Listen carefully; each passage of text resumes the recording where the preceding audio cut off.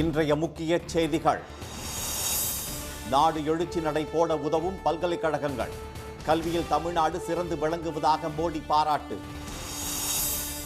தமிழக வெள்ள பாதிப்பை தேசிய பேரிடராக அறிவிக்க ஸ்டாலின் வலியுறுத்தல். மதுரை விமான நிலையத்தை சர்வதேச விமான நிலையமாக தரம் உயர்த்தவும் கோரிக்கை. பெரியார் பல்கலைக்கழக துணைவேந்தருக்கு ஜாமீன் வழங்கியது ஏன்? சேலம் மாஜிஸ்ட்ரேட் அறிக்கை தாக்கல் செய்ய உயர் நீதிமன்றம் உத்தரவு. புதிய குற்றவியல் சட்டத்துக்கு எதிராக லாரி ஓட்டுநர்கள் திடீர் போராட்டம். மகாராஷ்டிரா, பஞ்சாப் உள்ளிட்ட வட மாநிலங்களில் சரக்கு போக்குவரத்து முடங்கியதால் பெட்ரோல் தட்டுப்பாடு.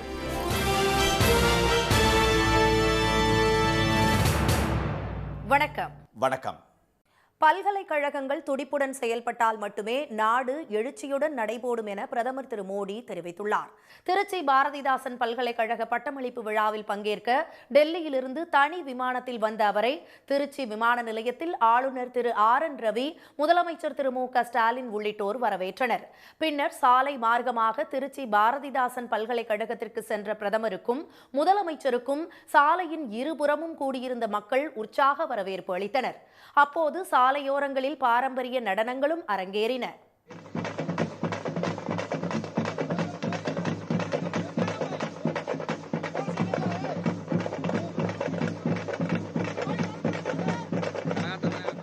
பாரதிதாசன் பல்கலைக்கழகத்திற்கு வந்தடைந்த திரு மோடி வளாகத்தில் உள்ள பாரதிதாசன் சிலைக்கு மலர் தூவி மரியாதை செலுத்தினார்.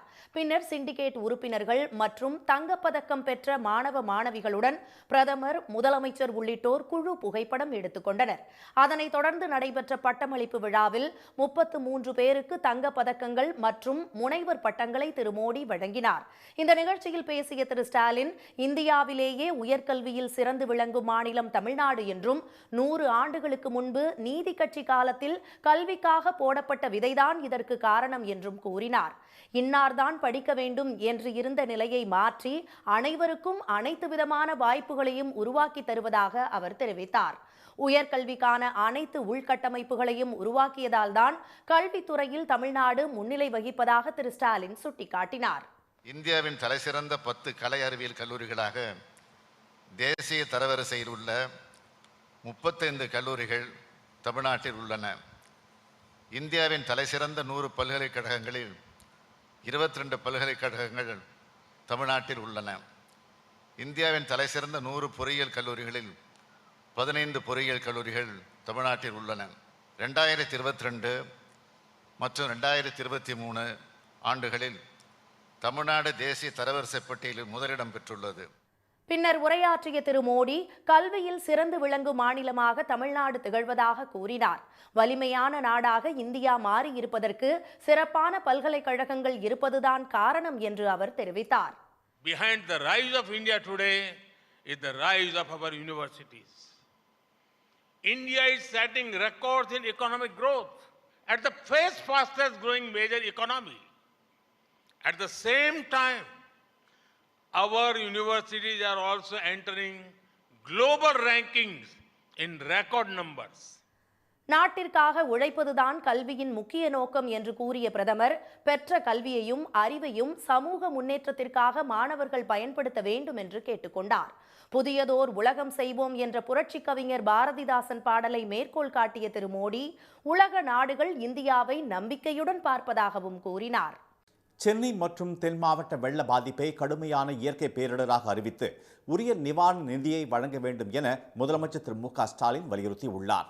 திருச்சி பாரதிதாசன் பல்கலைக்கழக பட்டமளிப்பு நிகழ்ச்சிக்கு பின் திருச்சி விமான நிலைய வளாகத்தில் நடைபெற்ற புதிய முனைய திறப்பு விழா நிகழ்ச்சியில் திரு மோடி பங்கேற்றார்.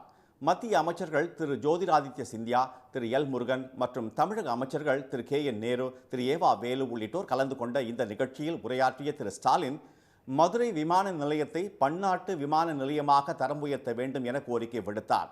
மலேசியா மற்றும் ஜப்பான் நாடுகளுடன் உள்ள பண்பாட்டு மற்றும் வர்த்தக தொடர்புகளை கருத்தில் கொண்டு சென்னை பினாங்கு, சென்னை டோக்கியோ நேரடி விமான சேவையை தொடங்க முன்னுரிமை தர வேண்டும் என்று அவர் கேட்டுக்கொண்டார். சென்னை மெட்ரோ ரயில் 2ஆம் கட்ட திட்டத்திற்கான ஒன்றிய அரசின் பங்களிப்பு நிதியை உடனே ஒதுக்க வலியுறுத்தியதுடன் சென்னை மற்றும் தென் மாவட்ட வெள்ள பாதிப்பை தேசிய பேரிடராக அறிவிக்க வேண்டும் என்றும் திரு ஸ்டாலின் கேட்டுக்கொண்டார். சென்னை மற்றும் தென் மாவட்டங்களில் கடுமையான மழைப்பொழிவை தொடர்ந்து ஏற்பட்ட வெள்ளம் காரணமாக அந்த மாவட்டங்களில் பொது உட்கட்டமைப்புகளை பொறுத்து சேதமடைந்திருக்கு. மக்கள் வாழ்வாதாரமும் மோசமாக பாதிக்கப்பட்டிருக்கு. எனவே அவற்றை கடுமையான இயற்கை பேரிடர்கள் அறிவித்து தேசிய பேரிடர் நிவாரண நிதியிலிருந்து தமிழ்நாட்டுக்கு உரிய நிவாரண நிதியை வழங்க தமிழ்நாட்டு மக்கள் சார்பாக நான் மீண்டும் கேட்டுக்கொள்கிறேன். இருவழிச்சாலைகளாக மேம்படுத்தப்படும் நெடுஞ்சாலைகளுக்கு சுங்க கட்டண வசூலில் இருந்து விலக்கு அளிக்க வேண்டும் என திரு ஸ்டாலின் கேட்டுக்கொண்டார். கோடிக்கணக்கான மக்களுக்கு நெருக்கமாக இருந்து கல்வி, மருத்துவம் உள்ளிட்ட அத்தியாவசிய தேவைகளை செய்து தர வேண்டிய முக்கிய கடமை மாநில அரசுகளுக்கு உள்ளதாகவும் அவர் கூறினார். இதனைத் தொடர்ந்து 1100 கோடி ரூபாய் மதிப்பீட்டில் கட்டப்பட்ட திருச்சி விமான நிலையத்தின் புதிய முனையத்தை திரு மோடி தொடங்கி வைத்தார். சேலம் மேட்டூர் இடையே இரட்டை ரயில் பாதை, திருச்சி விருதுநகர், திருச்செந்தூர் செங்கோட்டை இடையேயான மின்மயமாக்கப்பட்ட ரயில் பாதை, திருச்சி கல்லகம் இடையேயான 4 வழிச்சாலை, செட்டிக்குளம் நத்தம் 4 வழிச்சாலை, காரைக்குடி ராமநாதபுரம் இருவழிச்சாலை உள்ளிட்ட 19,850 கோடி ரூபாய் மதிப்பிலான முடிவுற்ற திட்டங்களையும் அவர் தொடங்கி வைத்தார். பின்னர் உரையாற்றிய திரு மோடி, இந்த திட்டப் பணிகளால் தமிழ்நாட்டின் வளர்ச்சி மேலும் உறுதிப்படுத்தப்படும் என்று கூறினார். மழை பாதிப்புக்கு ஒன்றிய அரசு அனைத்து உதவிகளையும் செய்துள்ளதாக அவர் குறிப்பிட்டார். மழை வெள்ளத்தால் பலர் உயிரிழந்தது மற்றும் விஜயகாந்த் மரணத்தை குறிப்பிட்டு திரு மோடி வேதனை தெரிவித்தார். சேலம் பெரியார் பல்கலைக்கழக துணைவேந்தருக்கு ஜாமீன் வழங்கியது ஏன் என விரிவான அறிக்கை தாக்கல் செய்ய சேலம் மேஜிஸ்ட்ரேட்டுக்கு சென்னை உயர்நீதிமன்றம் உத்தரவிட்டுள்ளது. பல்கலைக்கழக பணிகளை மேற்கொள்ள விதிகளை மீறி அறக்கட்டளை தொடங்கி நிதி முறைகேடு செய்தது, ஜாதி பெயரை குறிப்பிட்டு திட்டியது உள்ளிட்ட புகார்களின் பேரில் அப்பல்கலைக்கழக துணைவேந்தர் திரு ஜெகநாதனை காவல்துறையினர் கைது செய்தனர். சேலம் மேஜிஸ்ட்ரேட் நீதிமன்றத்தில் ஆஜர்படுத்தப்பட்ட அவரை நீதிமன்ற காவலில் வைக்க உத்தரவிட மறுத்த நீதித்துறை நடுவர் திரு தினேஷ்குமார் 1 வாரம் நிபந்தனை ஜாமீன் வழங்கி உத்தரவிட்டார். இந்த இடைக்கால ஜாமீனை ரத்து செய்ய கோரி சென்னை உயர்நீதிமன்றத்தில் சேலம் காவல்துறை சார்பில் வழக்கு தொடரப்பட்டது. நீதிபதி திரு தனபால் முன்பு இந்த மனு இன்று விசாரணைக்கு வந்தபோது ஆஜரான காவல்துறை தரப்பு வழக்கறிஞர் முறைகேடுகளில் துணைவேந்தர் ஈடுபட்டதற்கு ஆதாரங்கள் உள்ளதாக கூறினார். ஆவணங்களின் அடிப்படையில் குற்றச்சாட்டுகளுக்கு முகாந்திரம் உள்ளதாக கூறிய மேஜிஸ்ட்ரேட்டே அவரை சிறையில் அடைக்க மறுத்தது தவறானது என அவர் தெரிவித்தார். வன்கொடுமை தடுப்பு சட்டத்தின் கீழும் வழக்கு பதிந்துள்ளதால் சிறப்பு நீதிமன்ற அதிகாரத்தை மேஜிஸ்ட்ரேட் திரு தினேஷ்குமார் எடுக்க முடியாது என்று வாதிட்ட அவர் இடைக்கால ஜாமீனை ரத்து செய்ய வேண்டும் என்று வலியுறுத்தினார். அடுத்து வாதிட்ட துணைவேந்தர் தரப்பு வழக்கறிஞர் புலன் விசாரணையில் சேகரிக்கப்பட்ட ஆவணங்களை பார்வையிட தங்களை அனுமதிக்கவில்லை என்றும் இந்த வழக்கு விசாரணைக்கு உகந்தது அல்ல என்றும் தெரிவித்தார். இருதரப்பு வாதங்களையும் கேட்ட நீதிபதி இந்த வழக்கு தனிநபர் சுதந்திரம் சம்பந்தப்பட்டது என்பதால் துணைவேந்தர் தரப்பின் வாதங்களை கேட்காமல் உத்தரவு பிறப்பிப்பது முறையாக இருக்காது என்று கூறினார். சிறையில் அடைக்க உத்தரவிடாமல் ஜாமீன் வழங்கியது ஏன் என்பது குறித்து விரிவான அறிக்கை தாக்கல் செய்ய சேலம் மேஜிஸ்ட்ரேட் திரு தினேஷ்குமாருக்கு உத்தரவிட்ட நீதிபதி விசாரணையை வரும் 12ஆம் தேதிக்கு ஒத்திவைத்தார்.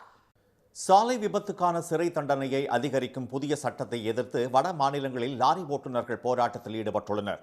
மாற்றம் செய்யப்பட்டுள்ள குற்றவியல் சட்டங்களின்படி விபத்து ஏற்படுத்திவிட்டு புகார் அளிக்காமல் தப்பிச் செல்லும் வாகன ஓட்டுநர்களுக்கு 10 ஆண்டுகள் வரை சிறை தண்டனை விதிக்கப்படும் என தெரிவிக்கப்பட்டுள்ளது.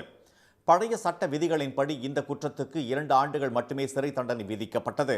புதிய சட்டத்தால் அதிர்ச்சி அடைந்துள்ள வட மாநில லாரி ஓட்டுநர்கள் அதற்கு எதிராக போராட்டத்தில் குதித்துள்ளனர். மகாராஷ்டிரா, ராஜஸ்தான், குஜராத், பஞ்சாப், பீகார், மத்திய பிரதேசம் உள்ளிட்ட மாநிலங்களில் போராட்டம் பரவி வருகிறது. தேசிய மற்றும் மாநில நெடுஞ்சாலைகளில் லாரிகள் ஆங்காங்கே நிறுத்தப்பட்டுள்ளன. போராட்டம் காரணமாக பெட்ரோல், டீசல் தட்டுப்பாடு ஏற்பட்டுள்ளதால் ராய்ப்பூர், லூதியானா, நாக்பூர், தர்மசாலா உள்ளிட்ட வட இந்திய நகரங்களில் வாகன ஓட்டிகள் பெட்ரோல் நிலையங்களில் குவிந்துள்ளனர். ஹரியானா மாநிலத்தில் தனியார் பேருந்து ஓட்டுநர்களும், லக்னோவில் கனரக வாகனம் மற்றும் டேங்கர் லாரி ஓட்டுநர்களும் இந்த போராட்டத்தில் கலந்து கொண்டுள்ளனர். புதிய குற்றவியல் சட்டங்களுக்கு எதிரான லாரி ஓட்டுநர்களின் போராட்டம் வட மாநிலம் முழுவதும் பரவி வருகிறது. இதையடுத்து லாரி ஓட்டுநர்களை பேச்சுவார்த்தைக்கு வருமாறு மத்திய அரசு அழைப்பு விடுத்துள்ளது. அகில இந்திய மோட்டார் காங்கிரஸ் நிர்வாகிகளுடன் மத்திய உள்துறை செயலாளர் திரு அஜய்குமார் பல்லா பேச்சுவார்த்தை நடத்த உள்ளதாக தகவல் வெளியாகியுள்ளது. இதனிடையே டெல்லியில் செய்தியாளர்களை சந்தித்த அகில இந்திய மோட்டார் காங்கிரஸ் நிர்வாகிகள் அழைப்பின் பேரில் இன்று இரவு 7 மணிக்கு உள்துறை செயலாளரை சந்தித்து பேச உள்ளதாக கூறினர். சென்னை எண்ணூரில் அமோனியா வாயு கசிவுக்கு காரணமானவர்கள் மீது கடும் நடவடிக்கை எடுக்கப்படும் என்று தென்மண்டல தேசிய பசுமை தீர்ப்பாயம் தெரிவித்துள்ளது. எண்ணூர் பெரிய குப்பத்தில் உள்ள தனியார் உர தொழிற்சாலையில் கடந்த 26ஆம் தேதி வாயு கசிவு ஏற்பட்டதால் மூச்சு திணறல், வாந்தி, மயக்கம் உள்ளிட்டவற்றால் மக்கள் சிரமப்பட்டனர். இதையடுத்து அந்த ஆலையை மூட தமிழக அரசு உத்தரவிட்டது. இந்த விவகாரம் குறித்து தாமாக முன்வந்து வழக்கு பதிவு செய்த தென்மண்டல தேசிய பசுமை தீர்ப்பாயம் இன்று விசாரணை நடத்தியது. நீதித்துறை உறுப்பினர்கள் திருமதி புஷ்பா சத்யநாராயணா, திரு சத்யகோபால் ஆகியோர் முன்பு ஆஜரான மாசு கட்டுப்பாட்டு வாரியத்தின் வழக்கறிஞர் வாயு கசிவு ஏற்பட்ட 20 நிமிடத்தில் கட்டுப்படுத்தப்பட்டதாகவும் தொழில்துறை பாதுகாப்பு சட்டத்தின்படி உர ஆலை தற்காலிகமாக மூடப்பட்டுள்ளதாகவும் கூறினார். பாதுகாப்பு குழு அமைக்கப்பட்டு காற்றின் தரம் உள்ளிட்டவற்றை ஆய்வு செய்ததாகவும் அமோனியா எடுத்து செல்லும் குழாயில் ஏற்பட்ட அதிகப்படியான அழுத்தமே கசிவுக்கு காரணம் என்றும் மாசு கட்டுப்பாட்டு வாரியத்தின் தரப்பில் தெரிவிக்கப்பட்டது. முறையான ஆய்வுக்கு பின்னரே அமோனியம் கொள்கலனுக்கு எடுத்துச் செல்லப்படுவதாகவும் இதற்கு முன்பு இதுபோன்ற சம்பவம் நடக்கவில்லை என்றும் தொழிற்சாலை சார்பில் கூறப்பட்டது. இதற்கு பொதுமக்கள் சார்பில் ஆஜரான வழக்கறிஞர் எதிர்ப்பு தெரிவித்தார்.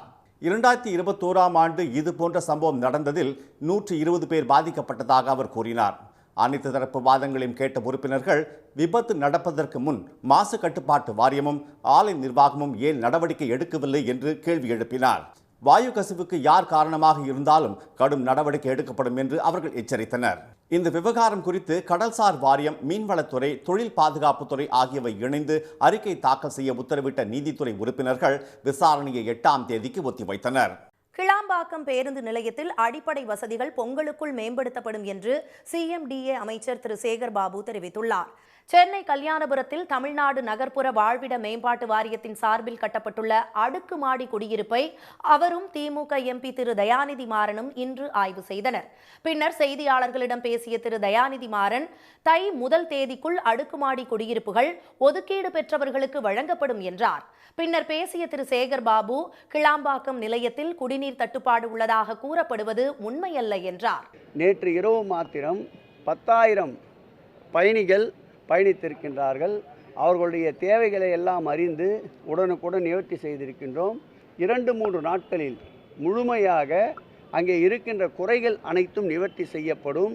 மாநகர பேருந்துகளில் வந்து இறங்கி வெளி மாவட்ட பேருந்துகள் நிற்கும் இடங்களுக்கு செல்வதில் சிரமம் நிலவுவதாக புகார்கள் எழுந்ததாக கூறிய திரு சேகர் பாபு, அதை சமாளிக்க கூடுதல் பேட்டரி கார்கள் இயக்கப்படும் என தெரிவித்தார். இனி வருவது செய்தித் துளிகள்.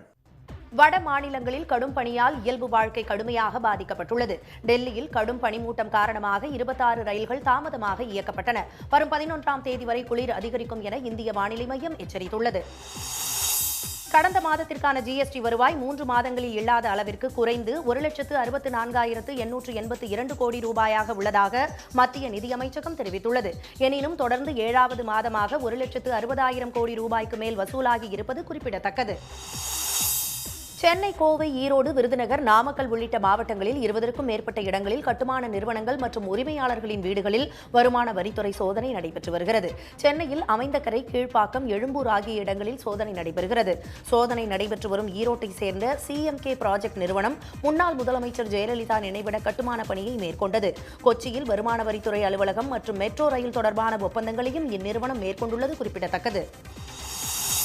சபரிமலையில் அதிகரித்து வரும் பக்தர்களின் கூட்டத்தை கட்டுப்படுத்தும் வகையில் வரும் 14ஆம் தேதியும் மகர விளக்கு பூஜை நடைபெறும் 15ஆம் தேதியன்றும் முன்பதிவு எண்ணிக்கையை 50,000ஆக குறைக்க தேவசம் போர்டு முடிவு செய்துள்ளது. வரும் 10ஆம் தேதியிலிருந்து உடனடி தரிசனத்திற்கான முன்பதிவு நிறுத்தப்படும் எனவும் தெரிவிக்கப்பட்டுள்ளது. நேற்று 1 லட்சத்திற்கும் அதிகமானோர் தரிசனம் செய்த நிலையில் சபரிமலையில் இன்றும் கட்டுக்கடங்காத கூட்டம் காணப்படுகிறது. தூத்துக்குடி மாவட்டத்தில் 15 நாள் தொடர் விடுமுறைக்கு பின் மாணவர்கள் ஆர்வமுடன் இன்று பள்ளிக்கு சென்றனர். கடந்த 17ஆம் தேதி பெய்த வரலாறு காணாத பெருமழை காரணமாக பள்ளிகளுக்கு தொடர்ந்து விடுமுறை அளிக்கப்பட்டது. இன்று பள்ளிகள் திறக்கப்பட்ட நிலையில் அரையாண்டு தேர்வு நாளை தொடங்குகிறது. சென்னை தாம்பரம் அருகே ஆலப்பாக்கத்தில் சாலையில் தென்பட்ட 1.5 அடி நீள முதலையை வனத்துறையினர் மீட்டுச் சென்றனர். 15 நாட்களுக்கு முன் சாலையை கடந்த ஒரு பெரிய முதலை பிடிபட்டது. கனமழையால் நீர்நிலைகள் நிரம்பி வழிந்தபோது முதலைகள் வெளியேறியிருக்கலாம் என வனத்துறையினர் கூறினர். கேரள மாநிலம் திருச்சூர் வடக்குநாதன் கோயில் தெற்கு நடைப்பகுதியில் 2000 பெண்கள் கலந்து கொண்ட பாரம்பரிய திருவாதிரை களி அரங்கேற்றப்பட்டது. நாளை பிற்பகல் அங்கு கேரள பாஜக மகளிர் அணியினர் நடத்தும் பொதுக்கூட்டத்தில் பிரதமர் திரு மோடி கலந்து கொள்வதையொட்டி இந்த நிகழ்ச்சி நடைபெற்றது. நீலகிரி மாவட்டம் குன்னூரில் கடும் பனிமூட்டம் நிலவி வரும் நிலையில் மலை ரயில் நிலையத்தில் சுற்றுலா பயணிகள் புகைப்படம் எடுத்து காலநிலையை ரசித்தனர். குன்னூர் மேட்டுப்பாளையம் சாலையில் பனிமூட்டம் காரணமாக பகல் நேரத்திலும் வாகன ஓட்டிகள் முகப்பு விளக்குகளை எரியவிட்டபடி வாகனங்களை இயக்கினர். இன்றைய வர்த்தக முடிவில் மும்பை பங்குச்சந்தை குறியீட்டு எண் சென்செக்ஸ் 379 புள்ளிகள் சரிந்து 71,892 புள்ளிகளாக இருந்தது. தேசிய பங்குச்சந்தை குறியீட்டு எண் நிப்டி 76 புள்ளிகள் குறைந்து 21,666 புள்ளிகளாக இருந்தது. சென்னையில் இன்று ஆபரண தங்கத்தின் விலை சவரனுக்கு 80 ரூபாய் அதிகரித்து 47,360 ரூபாயாகவும் 1 கிராம் 5,920 ரூபாயாகவும் உள்ளது. வெள்ளி விலை கிராமுக்கு 30 காசுகள் உயர்ந்து 80 ரூபாய் 30 காசுகளாக உள்ளது. மீண்டும் இன்றைய முக்கிய செய்திகள். பல்கலைக்கழகங்கள் துடிப்புடன் செயல்பட்டால் மட்டுமே நாடு எழுச்சியுடன் நடைபோடும் என பிரதமர் மோடி தெரிவித்துள்ளார்.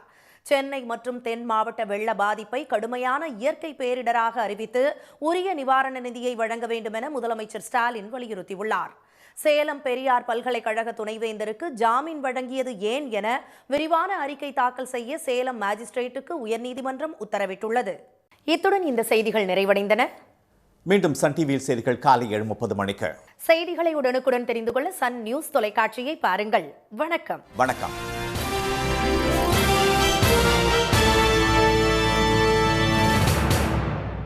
உடனுக்குடன் செய்திகளை தெரிந்து கொள்ள சன் நியூஸ் பெல் ஐகானை கிளிக் பண்ணுங்க.